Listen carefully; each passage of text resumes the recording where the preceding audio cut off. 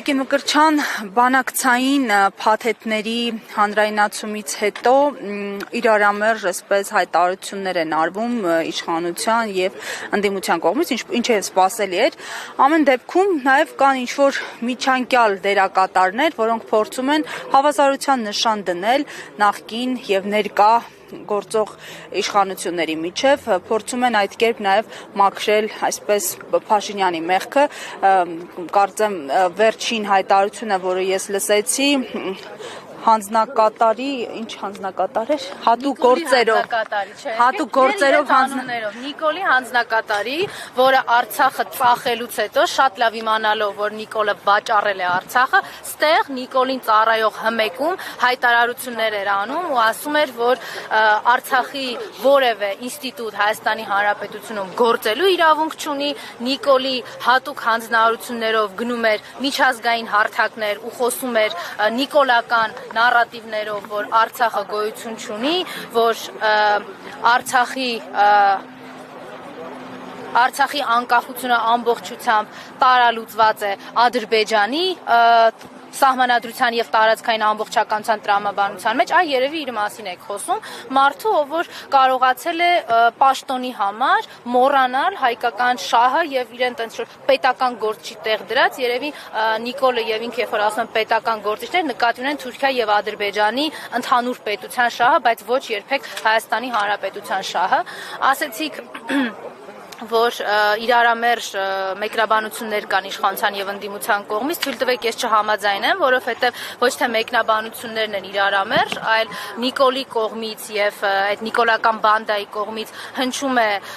ճղճղոց լրացնելու այն բանակցային ժառանգությունը եւ այդ բանակցային ժառանգության ու փաստաթղթերի մեջ տեղ գտած իրականությունը, իսկ ընդդիմության կողմից, մասնավորապես նաեւ հանրապետական կուսակցության կողմից հնչում է ընդհանրապես փաստաթղթերի ընթերցում եւ այդ փաստաթղթերի ընթերցման մեկնաբանությունները։ Վերջերս էլ նախագահ Սերժ Սարգսյանի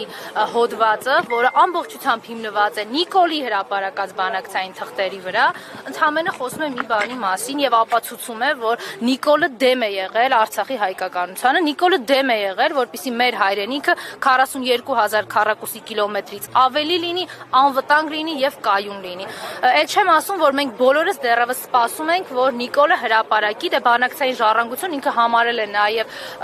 տարբեր հարց ու պատասխաններ, հարցազրույցներ եւ այս տրամաբանությունը հուշում է, որ անպայմանորեն պիտի հրապարակի նաև լիֆտում Ալիևի հետ իր խոսակցությունը, մեծ բոլորից դա շատ հետաքրքիր է, Նիկոլը անպայմանորեն պիտի հրապարակի այն ծրարը հայտնի, որ ստացել է Ալիևից, Ալիևի աշխատակազմի միջոցով, թե ինչ ա եղել այդ ծրարի մեջ, մեզ դա շատ հետաքրքիր է,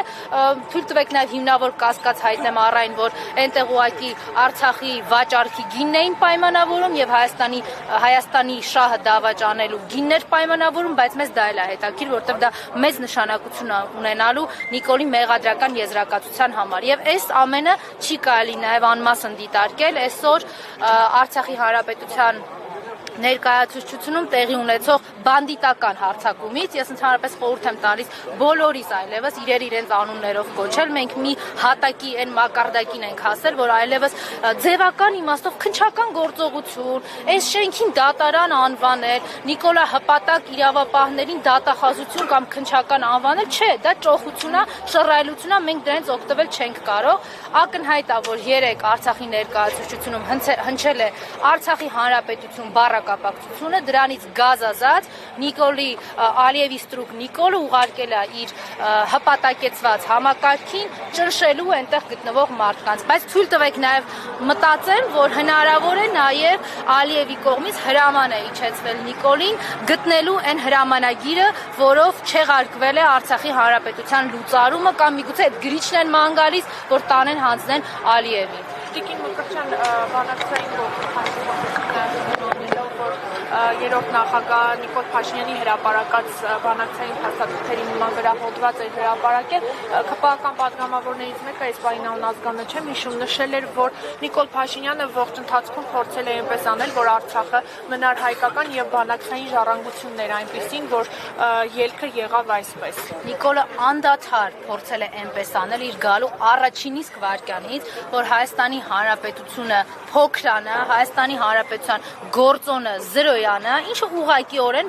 բերելու էր Արցախի հանրապետության չգոյությանը։ Մարդը, երբ որ հայտարարում է 0 կետից է բանակցում, մարդը, որ հայտարարում է ինչ ուզում եմ, էդ էլ բանակցելու եմ հանգիստ վերընկեք տեղներդ։ Այս մարդն է Հայաստանի ու Արցախի շահ ուզում, չէ։ Ինքը 2018 թվականից 2020 թվականները ոչ բառացի եւ ոչ ուղղակի հայտարարում էր, որ վեշերներդ հավաքեք ձեր գյուղերից ու քաղաքներից, հիմա ուղիղ է ասում, վեշերներդ հավաքեք ձեր եկեղեցուց գնացեք, որտեվ ես եմ գալու տեղ խմբագրած սեկտանտությամբ զբաղվեմ։ Երկրորդը հիմա ասում է վեշերներդ հավաքեք այս երկրից։ Սա է այն նպատակը, որ ինքը հետապնդել է 2018 թվականից։ Հիմա ուղղակի 7 տարիներում արդեն իր բռնազավթումը եւ իր այդ հիերարխիկ համակարգը բանդիտիզմի այնքան է ընդլայնվել եւ ամրացել ցավոք սրտի մեր երկրում, որ շատ ուղղակի եւ բաց կարողանում է ասել վեշերներդ հավաքեք հայեր, այդտեղ ադրբեջանցիների համար պիտի կեցավայր սարքի։